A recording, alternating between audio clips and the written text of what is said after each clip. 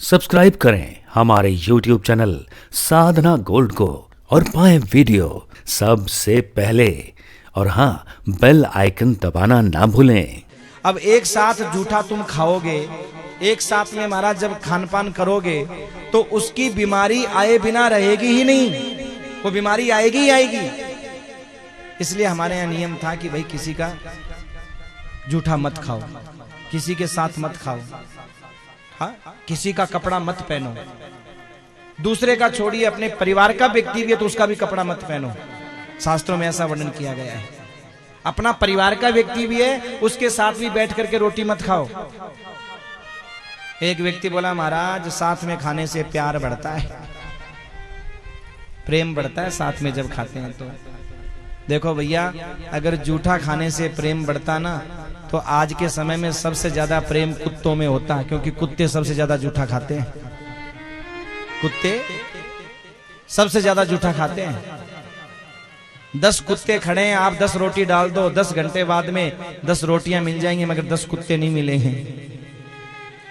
हाँ, जूठा खाने से प्रेम नहीं बढ़ता, जूठा खाने से बीमारियां बढ़ती हैं। कभी किसी का जूठा नहीं खाना चाहिए।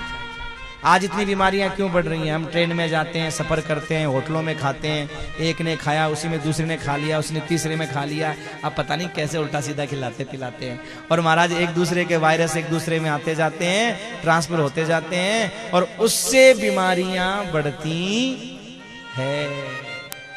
यही है महाराज बीमारियां बढ़ने का कारण। बीमारियां न बढ़े इसके लिए कभी किसी का जूठा मत खाओ, किसी के साथ।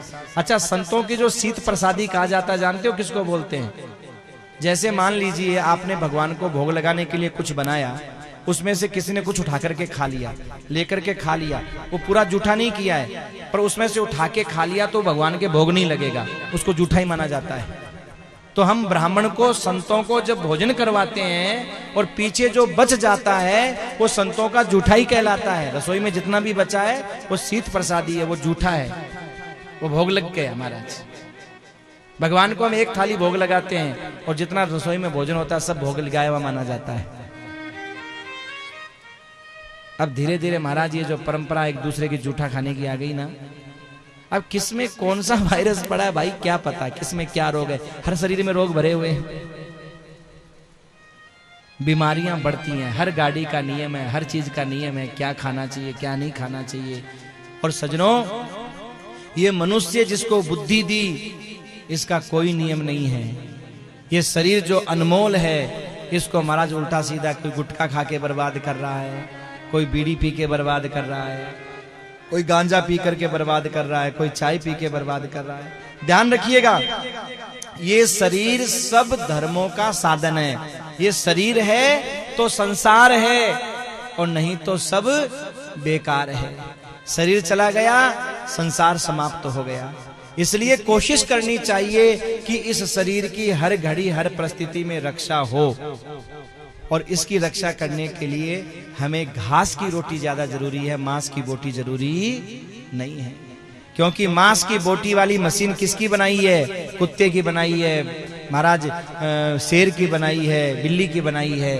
पर हमारी जो मशीनरी बनी हुई है ना, हमारा जो इंजन बना हुआ है ना, ये घास की रोटी का इंजन बना हुआ है। इसके अंदर घास की रोटी शुद्धता सात्विकता से जाएगी।